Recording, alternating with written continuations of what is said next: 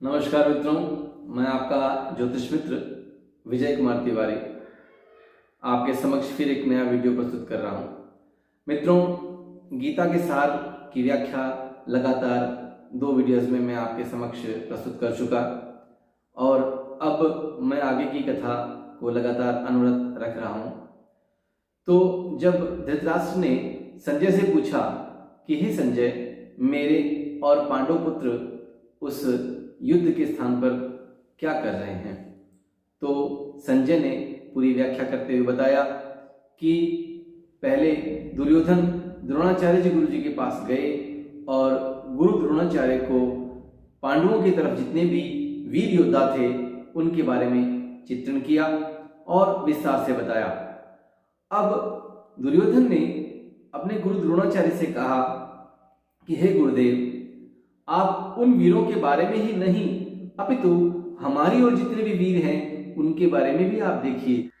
तो दुर्योधन ने अपने गुरु द्रोणाचार्य से कहा कि गुरुदेव, आपने उन वीरों के बारे में सुना है, अब आपको मैं अपने वीरों के बारे में भी थोड़ा सा संज्ञान करवाता हूं, बताता हूं। तो सबसे पहले दुर्योधन ने कहा कि भगवान यानी आप, जिन्होंने पूरे संसार को विजित किया है। गुरु द्रोणाचार्य ने देवगुरु बृहस्पति से और परशुराम जी से शिक्षा ग्रहण की थी और परशुराम जी से शिक्षा ग्रहण करने के बाद वो श्रेष्ठ शिष्य साबित हुए और जिन्होंने संसार से भी और देवताओं के साथ में भी अनेकानेक प्रसंगों में देवताओं का साथ दिया। गुरु द्रोणाचार्य शस्त्र और शास्त्र विद्या दोनों में ही अति निपुण थे। दुर्योधन ने उन्हें कहा कि भगवान भीष्मश्च कर्णश्च कृपश्च समितंजय अश्वत्थामा विकर्णश्च सोमदत्तिस्तथैव च, कि भगवान आप जो है सबसे महान धनुर्धर हैं, संसार के वीर योद्धा हैं। फिर भीष्मश्च पितामह भीष्म, जिनको इच्छा मृत्यु का वरदान प्राप्त था। तत्पश्चात कर्णश्च, कर्ण जो है वो माता कुंती के एक सूर्य से प्राप्त हुए पुत्र थे, जो कि इतने श्रेष्ठ थे कि उनके जैसा भी महान धनुर्धर कोई भी नहीं हुआ।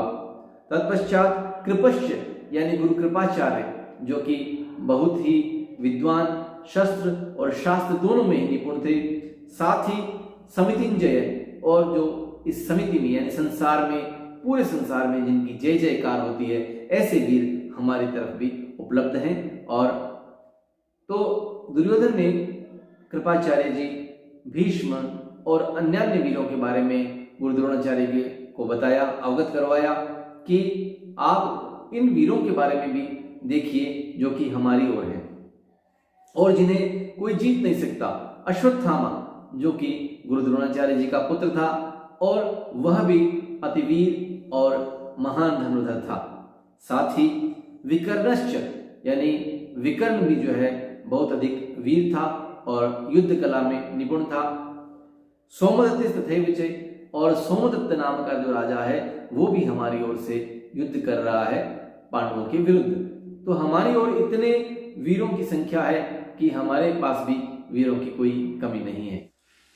साथ ही दुर्योधन ने कहा कि अपर्याप्तम तदस्माकं बलम भीष्माभिरक्षितम पर्याप्तम त्वदि मेतेषां बलम भीमाभिरक्षितम, कि हमारी जो सेना है, जिसके सेनापति अकेले पितामह भीष्म ने 18 दिन के महाभारत के युद्ध में 10 दिन सेनापति का कार्य का निर्वहन किया और ऐसा कहा कि भीष्म जैसे सेनापति हैं जो कि अजेय हैं, जिनको कोई भी जीत नहीं सकता, और उनकी जो सेना है वह भी अजेय है और सामने जो सेना खड़ी है उसमें भीम आदि जो वीर हैं उनको हम जीत सकते हैं। यानी हमारे पास इतने अधिक वीर हैं और वे युद्ध कला में निपुण हैं।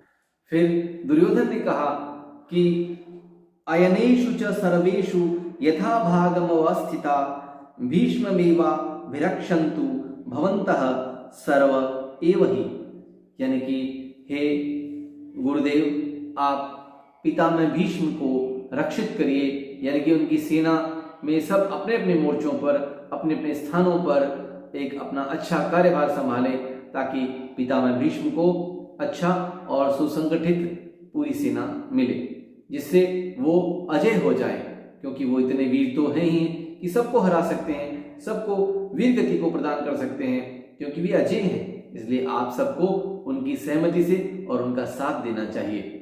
तत्पश्चात दुर्योधन के प्रसन्न करने के लिए पितामह भीष्म ने शंख की ध्वनि से पूरे शत्रुओं के हृदय को जीर्ण शीर्ण कर दिया। इस प्रकार से श्लोक है, तस्य सजनयन हर्षः कुरु वृद्धः पितामह सिंहनादम विनद्योच्चैः शंखम दग्मौ प्रतापवान। और जो कौरवों में सबसे पूर्वज थे, यानी सबसे जो वयोवृद्ध थे, पितामह भीष्म, उन्होंने दुर्योधन को हृदय को प्रसन्न करने वाले शंख की ध्वनि, जो कि शत्रुओं के हृदय को चीरने वाली ध्वनि का शंखनाद किया। तत्पश्चात युद्ध की विभीषिका के साथ ततः शंखाश्च भैर्यश्च पणवान गौमुखाः सहसैवाभ्यहन्यन्त स शब्दस्तु मूलो अभवत।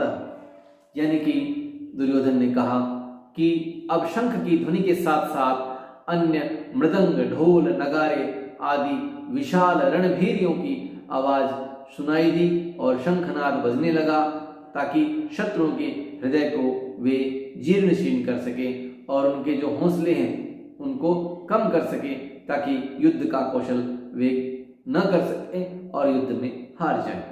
तो मित्रों, इसी प्रकार के वीडियो देखने के लिए प्लीज़ लाइक, शेयर और सब्सक्राइब करें। धन्यवाद। जय हिंद।